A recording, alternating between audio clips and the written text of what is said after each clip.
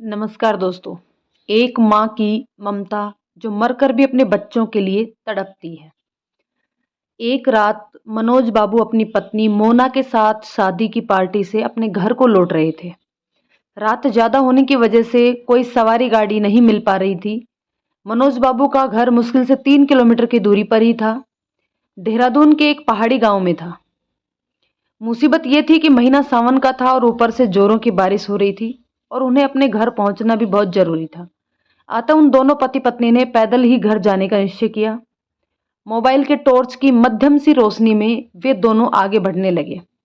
वे अभी अभी आधी दूरी ही गए थे कि जोर से बिजली चमकी और बिजली की रोशनी में एक औरत का साया दिखा जो ठीक उनके सामने खड़ी थी। इस सुनसान सी सड़क पर रात के अंधेरे में अकेली औरत को देखकर उन्हें डर लगा और तरह तरह के मन में विचार आने लगे कि कहीं ये कोई, खैर जो भी हो देखा जाएगा।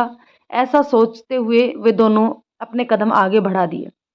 लेकिन बिजली अब बार बार लगातार चमकने लगी थी और उस बिजली की चमक में वो औरत दूर से ही साफ साफ दिखाई दे रही थी।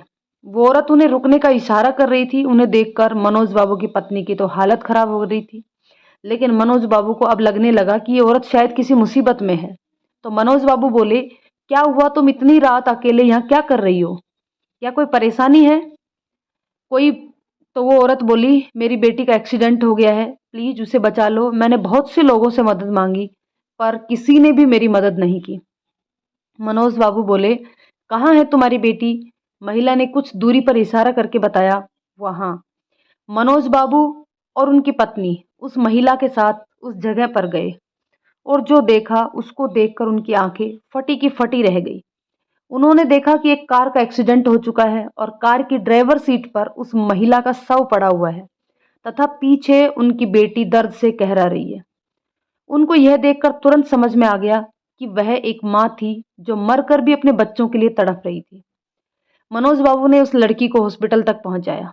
दोस्तों, अगर कोई मुसीबत में हो और आपसे मदद मांग रहा हो तो प्लीज उसकी सहायता जरूर करें। क्या पता हमारी एक छोटी सी कोशिश किसी की जिंदगी में बाहर ला दे।